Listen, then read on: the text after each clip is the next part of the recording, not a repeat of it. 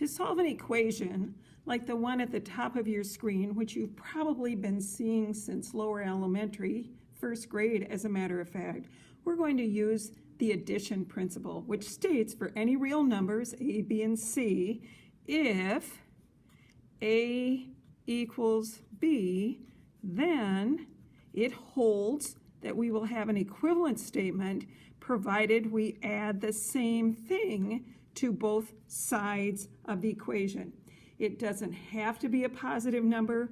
We could add a negative c to both sides. The main thing is that we maintain that equality by adding the same quantity to both sides. Further, if we rely on the rule of subtraction, which states that if we have a minus b, then this is equal to a plus negative b, being equivalent rules, we can take the addition principle a step further and state it as a minus c will be equivalent to b minus c. So let's apply that principle and solve our equations.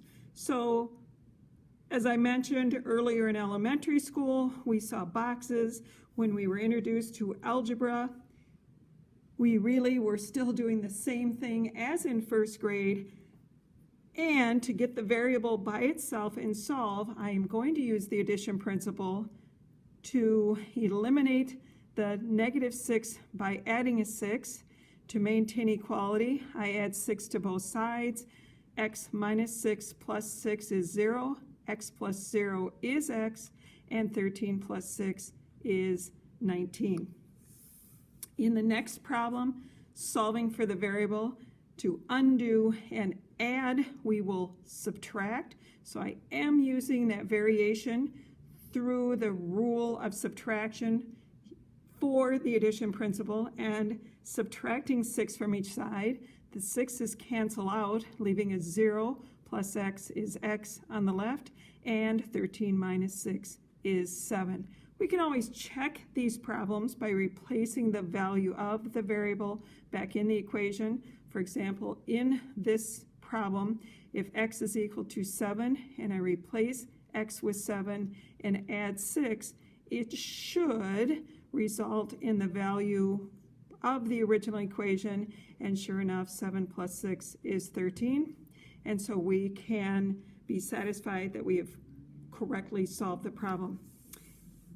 In this next example, again, I'm going to use the addition principle by adding a negative number, the opposite of the 5 there, to both sides.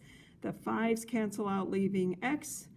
And here we have minus 7 minus 5. Using the rule of subtraction, we can turn a subtraction into plus a negative for an equivalent expression. And if there was any question before, we can clearly see we are adding two negative numbers, the same sign. So we add the numbers, the absolute value of them, and put the sign of the numbers. So the result is a negative 12. Again, we can take a minute to verify our answer by plugging in the negative 12 in place of x, plus 5 should result in the negative 7. In this last problem, the variable is on the right side. No different as far as procedure. We will use the addition principle. I want to get the variable by itself. The opposite of subtract 8 is add 8. I'll do that to both sides. Negative 6 plus 8 is a result of 2. Y minus 8 plus 8 is 0, leaving y for our solution.